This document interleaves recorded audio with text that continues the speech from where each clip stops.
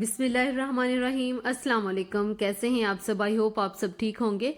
आज की इस वीडियो में मैं आपके साथ ये बहुत ही खूबसूरत सा कैप्री ट्राउज़र और स्लीव का डिज़ाइन लेकर आई हूँ। इस डिज़ाइन को आप अपने दामन के सेंटर में भी बना सकती हैं।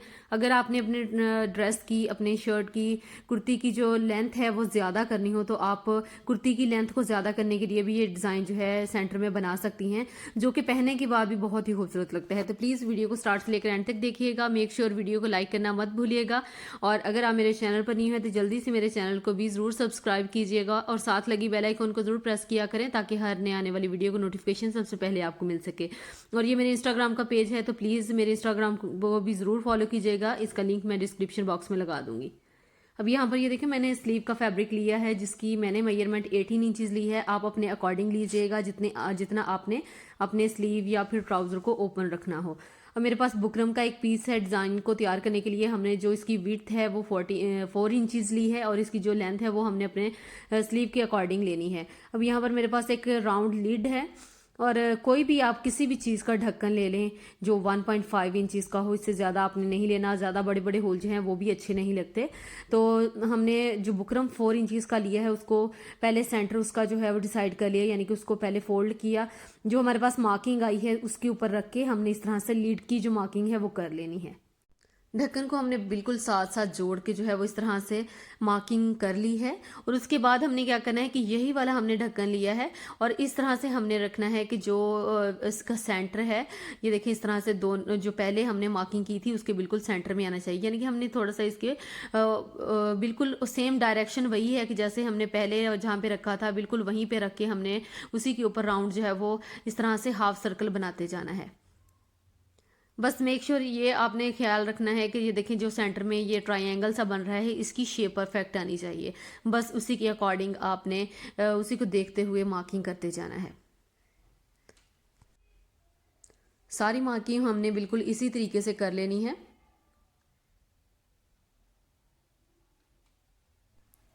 मार्किंग जितनी भी हमने करनी थी, जितना हमने पैटर्न को बनाना था, ये देखिए हमने पैटर्न बिल्कुल जो है वो रेडी कर लिया है।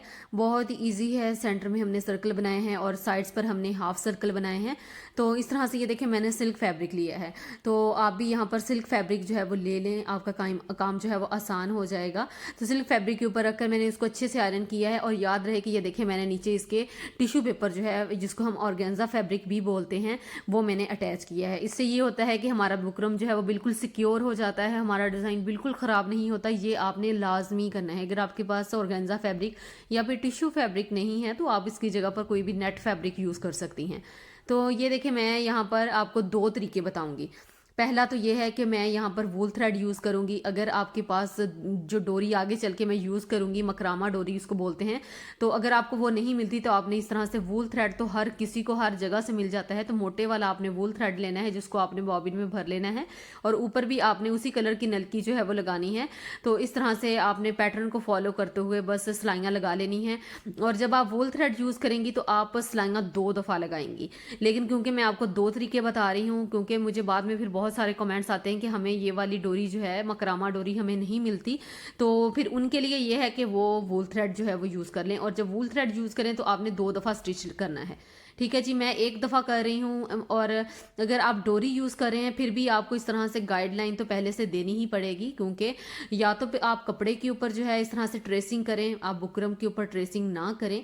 अगर आप कपड़े के ऊपर ट्रेसिंग करती हैं तो डायरेक्टली आप डोरी से जो इस तरह से डिज़ाइनिंग कर सकती हैं। ये देखें अब ये मेरे पास डोरी आ गई। इसको मकरामा डोरी भी बोलते हैं, गोल डोरी भी बोलते हैं, कोई लोग तावीज़ वाली डोरी भी बोलते हैं, तो इसके डिफरेंट नेम्स हैं। आप क्या इसे बोलते हैं मुझे कमेंट बॉक्स में लाजमी बताइएगा। इसको मैंने ये देखिए जहाँ से हम नलकी का धागा गुजारते हैं एक साइड से, तो दूसरी साइड तो खाली होती है, वहाँ से हमने इसको गुजार के मशीन के पाँव के नीचे से गुजार देना है। धागा तो हमने ऑलरेडी सुई में डाला ही हुआ है, तो हमने ये डोरी जो है ये मशीन के पाँव के सेंटर में से गुजार देनी है। ये देखिए खुद ब खुद जो है वो मशीन उसके ऊपर से गुजरती जा रही है और ये सेटल होती जा रही है और बहुत अच्छी से इससे एम्ब्रॉयडरी होती है। तो अगर आप ट्रेसिंग जो है वो फैब्रिक के ऊपर ही कर लेती हैं तो आपको फिर बुकरम के ऊपर पहले इस तरह से मार्किंग करने की ज़रूरत नहीं पड़ेगी। तो ये देखें मैं इस गाइडलाइन जो है वो ऑलरेडी हमारे पास है, तो बस उसी के ऊपर से हमने इस तरह से डोरी को गुजारते जाना है। मैं प्रेफर करूँगी कि अगर आपको डोरी मिलती है तो उससे ज़्यादा खूबसूरती आती है, नफासत आती है, तो आप डोरी ही यूज़ कीजिएगा और नीचे ऑर्गेन्जा फैब्रिक लगाना मत भूलिएगा। अब ये देखिए मेरे पास जितना पैटर्न था वो सारा रेडी कर लिया है और रेडी होने के बाद आपके सामने है कि कितना अच्छा लग रहा है। डोरी से ये होता है कि बिल्कुल परफेक्ट जो है वो एक जैसी होती है उसकी शेप। तो अब यहाँ पर कट वर्क करने के लिए मैं काविया यूज़ कर रही हूँ, इसको हम सोल्डरिंग आयरन भी बोलते हैं। ये आपको किसी भी इलेक्ट्रिक शॉप से, आपकी एरिया में कोई भी अगर इलेक्ट्रिक शॉप है तो वहाँ से अगर आप अपने भाई को या अपने अब्बू को आप बोलेंगी तो वो आपको ला देंगे ईजिली। ये बहुत ही कम प्राइस में आपको ईजिली मिल जाता है, क्योंकि बहुत सारे कमेंट्स आते हैं कि ये क्या चीज़ है, इस टूल को, इस पेन को क्या बोलते हैं। तो ये इसको सोल्डरिंग आयरन बोलते हैं और काविया भी आम ज़बान में इसको बोला जाता है। और 300 की रेंज में ये आपको ईजिली मिल जाएगा, 300 की 400 की रेंज में। और ये 30 वाट का भी होता है और ये 60 वाट का भी होता है और दोनों ही बहुत अच्छे वर्क करते हैं। और यहाँ पे मैं एक और बात क्लियर कर दूँ कि ये जो है सिर्फ सिल्क फैब्रिक और ऑर्गेन्जा फैब्रिक के ऊपर वर्क करता है, ये किसी और फैब्रिक पर वर्क नहीं करता। बस जहाँ जहाँ से हमने इसको कट वर्क करना हो तो वो हम कर लेंगे। कट वर्क करने के बाद अब ये देखिए मेरे पास पर्ल्स हैं, पर्ल्स को हमने अटैच करना है। तो आजकल मुझे ये ग्लू गन जो है वो बहुत ज़्यादा पसंद आ रही है। मैं इसको अपनी आने वाली जितनी भी वीडियोज़ हैं इसमें यूज़ कर रही हूँ। ये इतनी अच्छी है, या इससे पर्ल्स जो जब लगाते हैं तो उतरते भी नहीं है। तो ये बाज़ार से आपको ईजिली मिल जाती है, अच्छे वाली भी मिलती है, हल्के वाली भी मिलती है। तो आपने हल्के वाली नहीं लेनी। ये है कि 4 पैसे बंदा ज़्यादा लगा ले, चीज़ अच्छी ले ले, तो वो हमारी जो होती है वो काफ़ी देर चल जाती है, ख़राब भी नहीं होती। तो यूएचयू ये है कि हम इतनी दफ़ा लेते हैं बार बार, तो वो मेरी इतनी जल्दी ख़त्म हो जाती थी। तो ये इसकी एक स्टिक जो है वो बहुत देर तक चल जाती है। तो इसकी वजह से हमने ये देखे पर्ल्स जो है वो इस तरह से अटैच कर लेने हैं, सेंटर में लगा लें और यहाँ पर ये जो सर्कल हैं उनके सेंटर में लगा लें। तो ये देखिए इस तरह से हमारा पैच जो है ये खूबसूरत सा रेडी हो गया है। इस पैच को आप अपनी नेक लाइन के ऊपर भी लगा सकती हैं, इसको आप अपनी दामन के सेंटर में लगाएंगी तो ये इतना प्यारा लगेगा। स्लीव के ऊपर और ट्राउज़र के ऊपर ये डिज़ाइन बना हुआ तो बहुत ही खूबसूरत लगेगा और बिल्कुल न्यू डिज़ाइन है, बिल्कुल आप बनाएंगी तो बहुत ही अच्छा लगेगा।